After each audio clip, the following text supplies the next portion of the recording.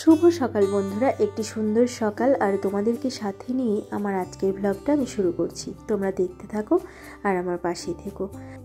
আমি সকাল সকাল চলে এসেছি ছাদে ফুল তোলার জন্য।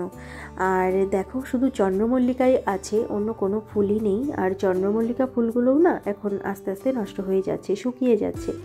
তো ছোট ছোট যে ফুলগুলো সেইগুলো ভালো আছে, সেইগুলো তুলে নিচ্ছি। এই যে দিদিও আমাকে হেল্প করছে ফুল তোলাতে। আর দেখে দেখে যেগুলো ভালো আছে সেইগুলোই নিচ্ছি। গাঁদা ফুল দিয়েই পুজো দেওয়া হয়, একটা করে চেন বা দুটো করে চেন কিনে এনে সেগুলো রেখে রেখে পুজো দেওয়া হয়।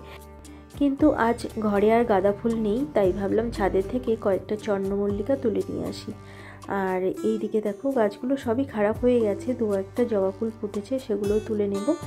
আর নয়নতারাও নেই, কোনো ফুলই নেই তাছাড়া, তো সেইগুলোই আমি তুলে নিচ্ছি, যেগুলো যেগুলো ভালো আছে।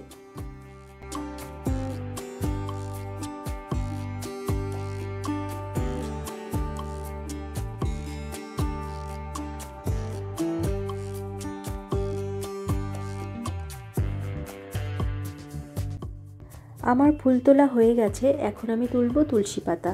আর তুলসী পাতা তুলে আমি চলে যাব ঘরে। দেখো, আমি ঘরে চলে এসেছি আর এসে রান্নাও বসিয়ে দিয়েছি। এই যে একটু খিচুড়ি করব, মসুর ডালের খিচুড়ি করব, তাই সামান্য একটু সবজি ভেজে নিচ্ছি। শুধু রিজু আর আমার জন্যই করব এই খিচুড়ি। তারপরে আমি ভাত করব আর অন্যান্য যা করার রান্না করব, তবে সকালের জন্য খিচুড়িই করে নেব। এই যে দেখো, খিচুড়িটা কিন্তু আমি বসিয়েই দিয়েছি। সবজিগুলো ভেজে নিয়ে আমি চাল ডাল ধুয়ে দিয়ে দিয়েছি, একটু ভেজে নিয়ে আমি জল দিয়ে দেব। নুন দিয়েছি কিন্তু হলুদ দেইনি, এটা একটু সেদ্ধ হয়ে আসবে তখন আমি হলুদ দিয়ে দেব। আর দেখো, এই যে ভেজে নিয়ে জল দিয়ে দিলাম। এবার জল ফুটে চাল ডালটা যখন সেদ্ধ হয়ে যাবে তখন আমি হলুদ আর যা যা দিতে হয় মশলা তাই দিয়ে দেবো।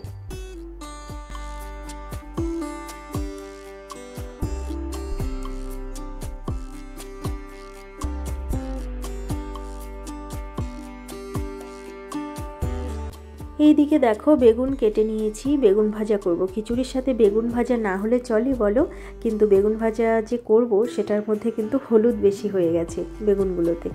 যাই হোক, হলুদ বেশি হয়েছে, এখন আর কিছু করার নেই, এইভাবেই ভেজে নেব।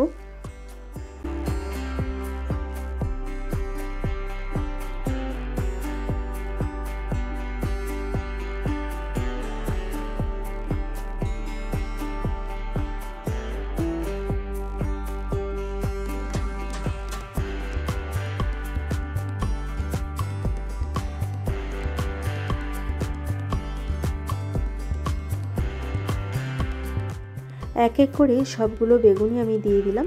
তো বড় কড়াইতে এই জন্যই বসিয়েছি যাতে একবারে ভেজে নিতে পারি।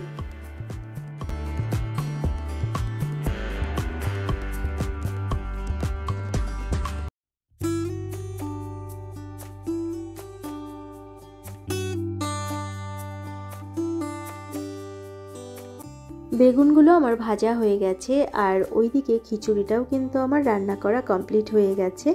এবার আমি নামিয়ে নেব।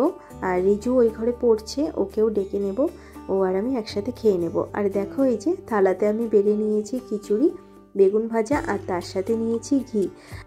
শীতের সকালে এই রকম খিচুড়ি, ঘি আর বেগুন ভাজা খেতে কিন্তু আমার দারুণ লাগে। এর সাথে ডিমের অমলেট হলেও ভালো লাগতো, কিন্তু সেটা আর করার ধৈর্য আমার নেই, তাই বেগুন ভাজা আর ঘি দিয়েই এখন আমরা খেয়ে নেব খিচুড়ি।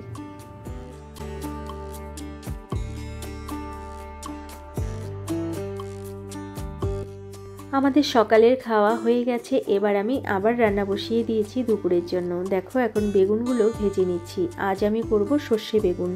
পোস্ত আর সর্ষে মিশিয়েই দেব আমি, শুধু সর্ষে দিয়ে করি না, তার সাথে পোস্ত মিশিয়ে দেই। দেখো, বেগুনগুলো আমি ভেজে নামিয়ে নিয়েছি। এবার তেলের মধ্যে কালো জিরে আর একটা শুকনো লঙ্কা দিয়েছিলাম ফোড়নে, আর সর্ষে আর পোস্ত বেটে দিয়েছিল দিদি, সেইগুলো দেখো দিয়ে দিয়েছি সামান্য একটু জল দিয়ে। আর চেরা কাঁচা লঙ্কা দিয়ে, নুন হলুদ তো সেটা দিবই, সামান্য একটু মিষ্টিও দিয়েছি। এটা নেড়ে চেড়ে নিয়ে তারপরে বেগুনগুলো দিয়ে দেবো। যেহেতু এখানে সর্ষে আছে তাই এটাকে বেশি ভাজা ভাজা করা যাবে না। এই দেখো, বেগুনগুলো আমি দিয়ে দিলাম। এবার এটা নাড়াচাড়া করে নিয়ে নামানোর আগে একটু সর্ষের তেল দিয়ে নামিয়ে নেব।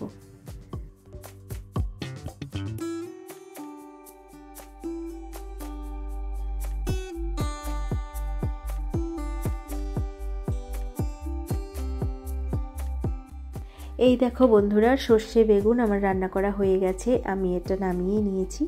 এবার আমি কড়াইতে ভাজা বসিয়ে দেব।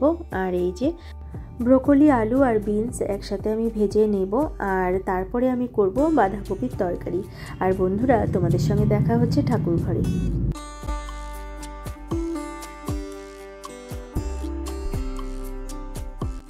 রান্না কমপ্লিট করে স্নান করে আমি চলে এসেছি ঠাকুর ঘরে। এই যে আমার গোপাল সোনাকে পুজো দেওয়া আমার হয়ে গেছে, এখনই আমি পুজো দিলাম। আর অন্যান্য ঠাকুরকেও একটু দেখিয়ে দিই।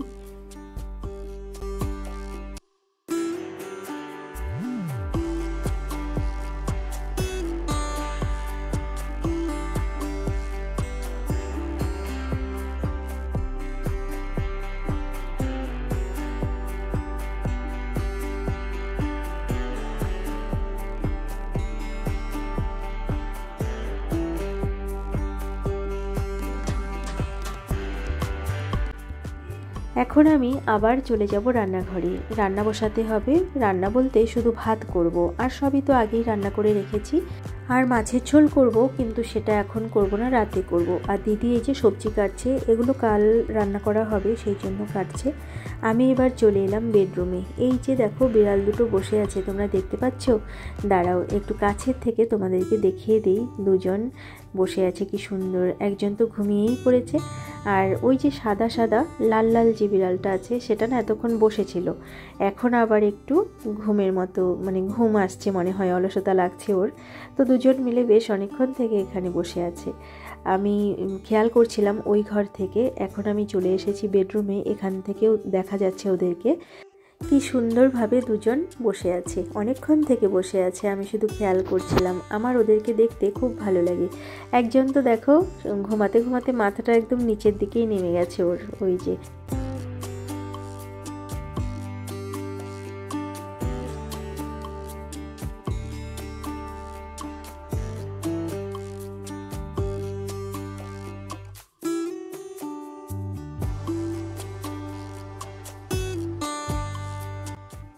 আমাদের দুপুরের খাওয়া দাওয়া অনেক আগেই হয়ে গেছে। এখন দেখো আমি জানালাগুলো বন্ধ করে দিয়েছি, এখন বিকেল হয়ে গেছে।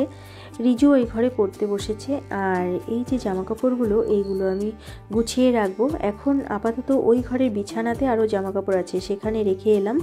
এবার আমি এই বসার জায়গাটা আগে গুছাবো, তারপরে আমি জামা কাপড়গুলো গুছিয়ে রাখবো।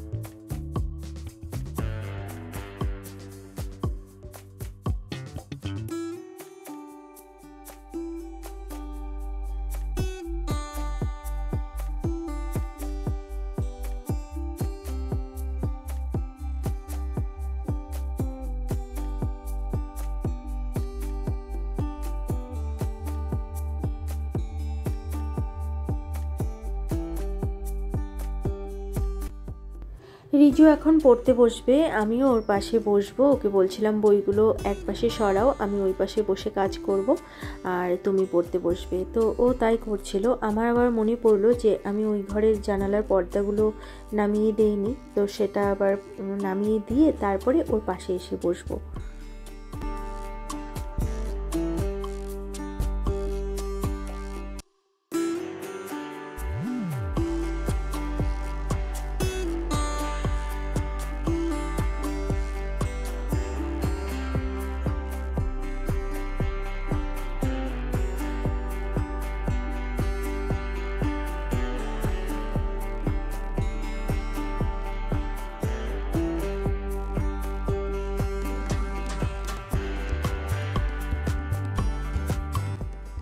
শুভ সন্ধ্যা বন্ধুরা। বিকেলের পর থেকে তোমাদের সাথে আর কথা বলা হয়নি, এখন সন্ধে হয়ে গেছে, আবার তোমাদের সাথে কথা বলার জন্য ফিরে এলাম। আর দেখো অফিস থেকে ফেরার পথে এই যে 3 ধরনের চন্দ্রমল্লিকা ফুলের গাছ নিয়ে এসেছে, এগুলো সামনের বছরের জন্য কাটিং করা হবে। তো এখন থেকে এনেই সব রেডি করে রাখা হচ্ছে, কারণ এইগুলো যদি পরে সেপ্টেম্বর মাসে, এই বছরেরই সেপ্টেম্বর মাসে কাটিং করা হবে, তো তখন যদি এগুলো আনা হয় তাহলে অনেক দাম পড়ে যায়। আর আর এখন থেকে যদি এইগুলো এনে রেখে দেওয়া যায়, তারপরে কাটিং করা হয় বাড়িতেই, তাহলে কিন্তু সেগুলো অনেকগুলো চারা বানানো যাবে আর অনেক সুবিধে হয়। আর কিনতে গেলে অনেকটা দাম পড়ে যায়, এখন দামটা অনেকটা কম। তো সেই জন্য এনে এনে সব রেখে দিচ্ছে। দেখো কত সুন্দর, তাই না?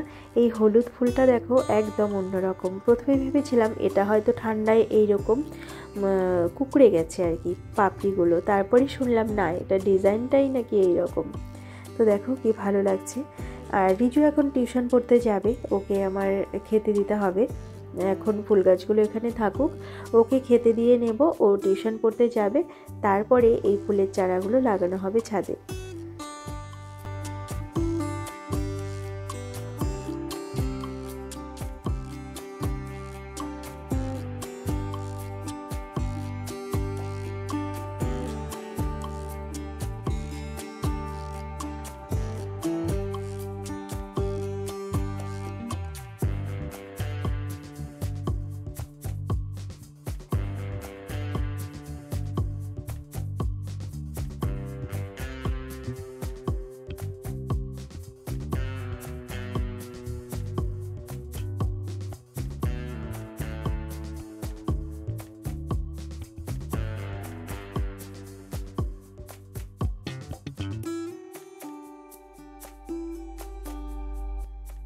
আমি চলে এলাম ঘরে, এখন রিজুকে কিছু খাবার বানিয়ে দেব, আর রিজুর বাবাকেও জল দিতে হবে। একটু পরেই টিউশন যাবে, তো তার আগে আমি ওকে খেতে দেব।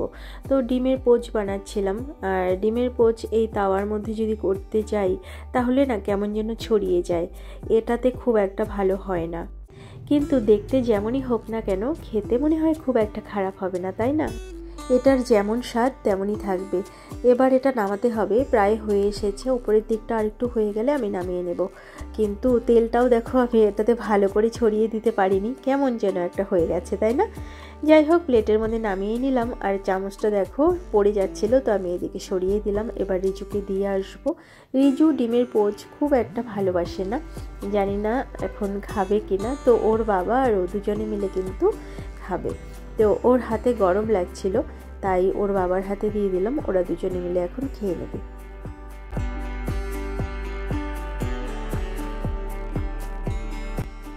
এবার আমি আবার রান্নাঘরে চলে গেছিলাম চা নিয়ে আসতে। চা করেছি, তো চা রিজু খাবে না, আমি আর ওর বাবাই চা খাবো।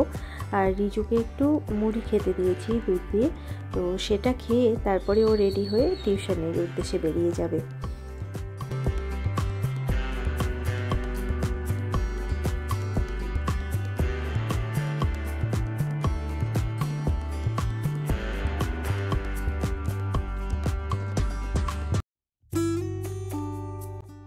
রিজু খেয়ে দিয়ে টিউশনে বেরিয়ে গেল, ওর বাবা ওকে পৌঁছে দিতে গেছে। আর এইদিকে দেখো বিকেলে গুছিয়েছিলাম, কিন্তু আবার এই জায়গাটা এরকম হয়ে গেছে। এই সোফাটার মধ্যে জামা কাপড়ই বেশি থাকে, মানুষ যতটা না এখানে বসে তার থেকে জামা কাপড়গুলো বেশি থাকে। শীতকালেই এমন হয়, আমি তোমাদেরকে এর আগের ভিডিওতে বলেছিলাম না, শীতকালে আমার ঘরগুলো এরকমই থাকে। আর দুজনে মিলে ওরা বারবার বেরোবে নিজেদের কাজে, এক একবার এক এক জামা কাপড় পরবে আর সেগুলো জমা করে রাখবে, আর আমার কাজ হলো সেগুলো গুছিয়ে রাখা। রিজুকে টিউশনে পৌঁছে দিয়ে ওর বাবা ছাদে চলে এসেছে ফুল গাছগুলো লাগাবে বলে, আর আমিও চলে এসেছি পেছনে পেছনে। আমি বললাম যে কাল সকালে লাগানো যাবে বা অন্য সময় লাগানো যাবে, কারণ এগুলো তো টবের মধ্যেই আছে, প্লাস্টিকের মধ্যে যে থাকে মাটি শুদ্ধ সেরকমভাবে আছে, এগুলো তো নষ্ট হবে না। তো বললো যে না, এখনই লাগিয়ে দিই। আসলে আমি না বলেছিলাম এই কারণেই যে ছাদে তো আমাদের শেড নেই ছাদে, তো ওপর থেকে ঠান্ডা পড়ছে, আর আজকে না প্রচণ্ড ঠান্ডা, বিকেল থেকেই ঠান্ডা লাগছে খুব। তো সেই জন্য বলেছিলাম যে পরে লাগানো যাবে, তো বললো না এখনই লাগিয়ে দিই, পরে আর হয়তো সময় পাবো না। তো দেখো এই যে এখানে এই যে এই বাক্সটার মধ্যে লাগানো হবে, তো এটার মধ্যে আরেকটা ফুল গাছ ছিল, সেটা শুকিয়ে গেছে, সেটা তুলে এই মাটিগুলোকে এইভাবে নরম করে নেওয়া হবে, তারপরে ফুল গাছ লাগিয়ে দেবে।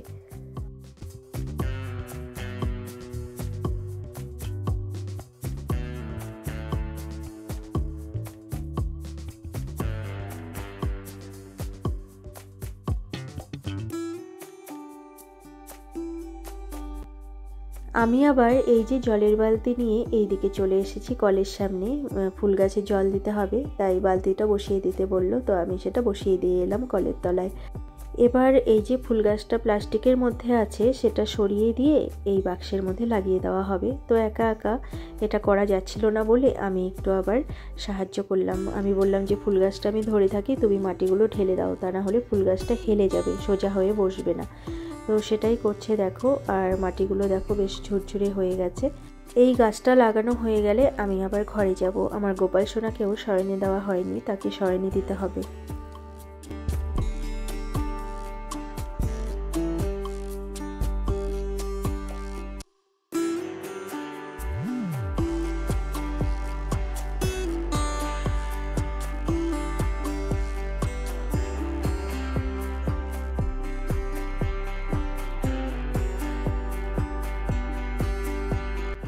আমি চলে এলাম ঘরে। ওই যে আমার গোপাল সোনা বসে আছেন, ঠান্ডা লাগছে। গোপাল সোনাকে এখন সেবা দিয়ে তাকে শয়নে দিয়ে দেব।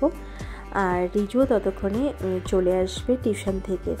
আর দেখো গোপাল সোনাকে আমার শয়নে দেওয়া হয়ে গেছে। ঠাকুরঘরটা কিন্তু আমি এখনও বন্ধ করিনি, একটু ফাঁকা করে রেখেছি পর্দাটা, কারণ ভেতরে ধূপকাঠি জ্বলছে, সেটা পুড়ে শেষ হয়ে যাবে, তারপরে আমি ঠাকুর ঘরে পর্দাটা পুরো বন্ধ করে দেব। আর এখন আমার অন্যান্য যে কাজগুলো আছে সেগুলো করে নেব, ততক্ষণে রিজু চলে আসবে টিউশন থেকে। তারপরে আমরা খাবো রাতের খাবার। রিজু টিউশন থেকে চলে এসেছে আর আমরা এখন খেতে বসবো। রিজু আর ওর বাবা খেতে বসে গেছে, আমি বসিনি এখনও। রিজু আর আমি খাবো রুটি তড়কা, আর রিজুর বাবা খাচ্ছে ভাত। আর বন্ধুরা, আজকের ব্লগটা আমি এখানেই শেষ করছি। আবার অন্য কোনো দিন অন্য কোনো নতুন ব্লগ নিয়ে তোমাদের সামনে হাজির হয়ে যাব। ততক্ষণের জন্য তোমরা ভালো থেকো, সুস্থ থেকো আর হাসি খুশি থেকো। আমার এই ব্লগটা যদি তোমাদের ভালো লেগে থাকে তাহলে একটা লাইক করে দিও। আজকের মতো এখানেই আসছি, ভালো থেকো তোমরা সবাই।